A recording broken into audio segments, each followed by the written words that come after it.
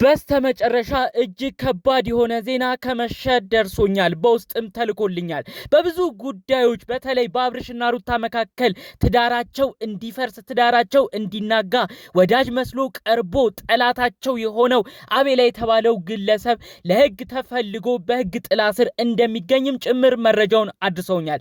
እጅግ ባልጠበቀው ባላሰበው ሁኔታ ነው የዩቲዩብ ቪዲዮአቸውን ከሰሩ በኋላ የሕግ አካላት ወደሱም አምርተው ከባድ ጥያቄዎችን እንጠይቃለን ሲሉ ያላሰበውን ዱብዳ ያወረዱበት ሁሉንም በዝርዝር እናሰማችኋለን። ሰላም ጤና ይስጥልን ውድ የሀገሬ ልጆች፣ በያላችሁበት ሰላማችሁ ይብዛልኝ። የሩታ ወዳጅ አድናቂ ሆናችሁ ለሩታ የምትደግፉ የሩታ ነገር የሚያሳስባችሁ ሁሌም ለተገፋ የምትከራከሩ ቅን የሀገሬ ልጆች እናንተም ባላሰባችሁት ነገር ፈጣሪ አምላክ ጠበቃ ይሁናችሁ። ለቤቴ አዲስ ከሆናችሁ ሰብስክራይብ አድርጉኝ እያልኩ በአክብሮት በፍቅር ነው የምጠይቃችሁ። ቪዲዮዬንም እባካችሁ ላይክ አድርጋችሁ ጀምሩ። ቀጥታ ይዤ ወደ መጣሁት ዝርዝር መረጃ አልፋለሁ። እውነትና ንጋት እያደረ ይጠራል የሚባል አለ። የተሳሳትኩኝ ይቅርታ አርሙኝ፣ የሀገሬ አባባል አለ። ይኸው እውነት ምንም ብትመነምን ምንም ብትሳሳ አትበጠስም። ወደ መጨረሻ ሁሉም ነገር ግልጥልጥ እያለ ነው የሚወጣው ማለት ነው። እንግዲህ አብርሽ ቀደም ብሎ በሕግ ጥላ ስር ውሎ ነበረ። ቪዲዮም ተመልክታችሁታል።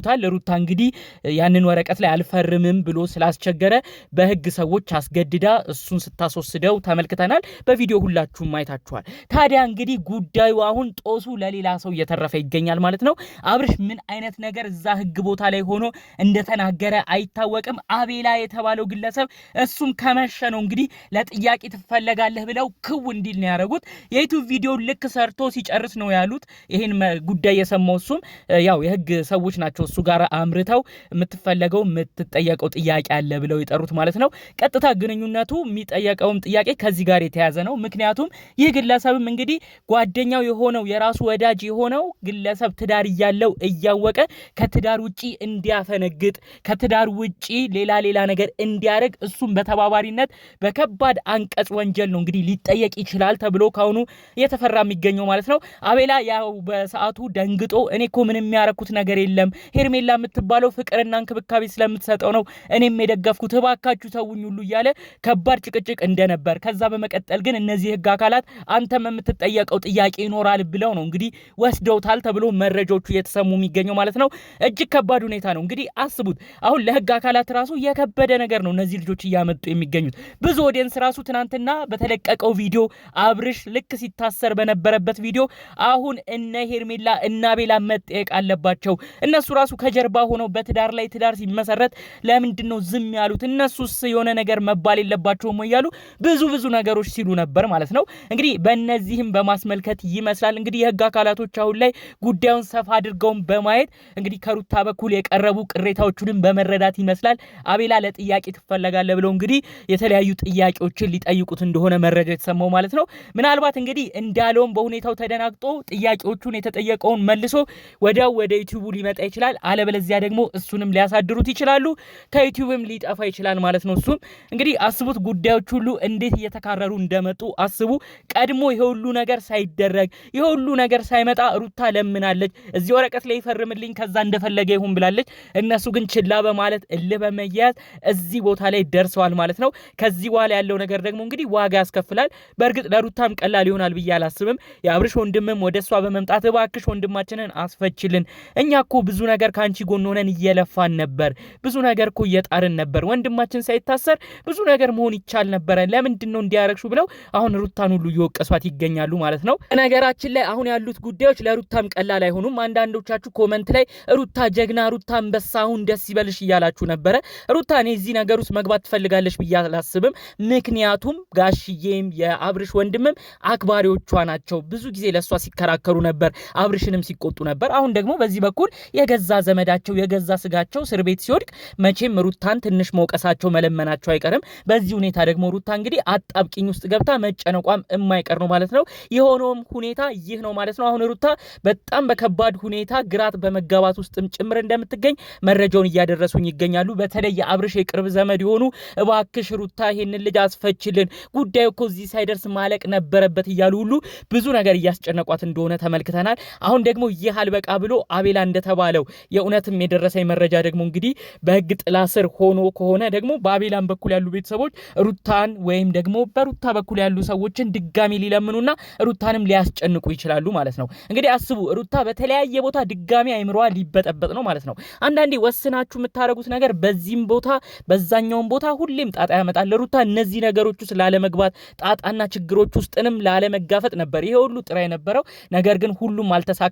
ጉዳዩ እንግዲህ በህግ ጥላ ስር እየታየ እንደሆነ ነው ከሚለቁት ቪዲዮ እየተመለከትን የሚገኘው። እነዚህ አይነት ነገሮች ደግሞ እንግዲህ ዋጋ ማስከፈላቸውም አይቀርም ማለት ነው።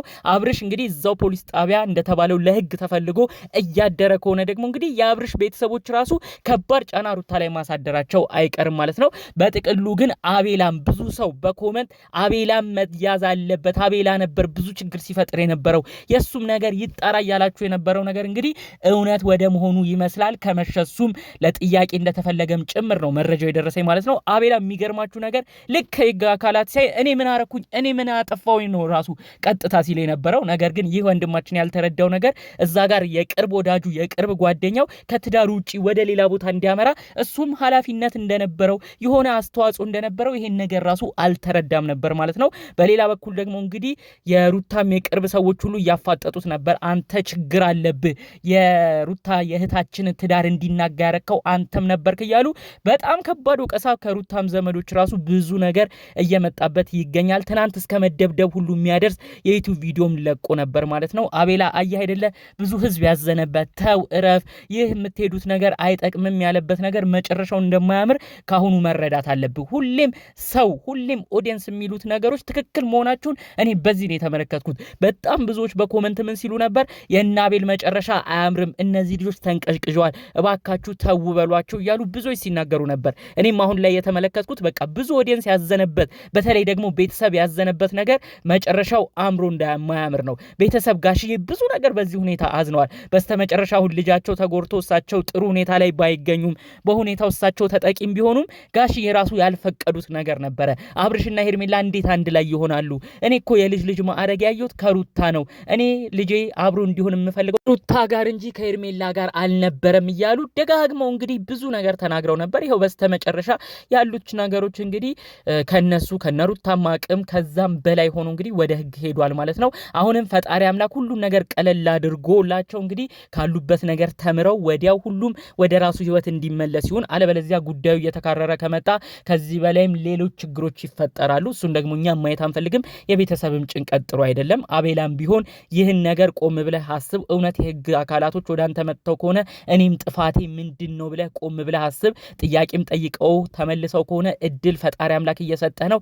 አሁንም ነቃ ደንገጥ ብለህ ከእንደዚህ አይነት ነገር ፈጣሪ አስተምሮኛል በሰው ትዳርም አልገባም ብለህ ለጉዳዩም ትኩረት በመስጠት ገሸሽ እንድትል ከብዙ ነገሮች እንድትማር ይሄ ፈጣሪ የሰጠ ማስጠንቀቂያ ነው። ይህንን ነገር ቆም ብለህ እንድታስብ ነው እኛም ዛሬ መልእክታችንን ማስተላለፍ የፈለግነው። በሌሎች መረጃዎቻችን እስክንገናኝ ሰላሙን ሁሉ ተመኘውላችሁ። ሰላም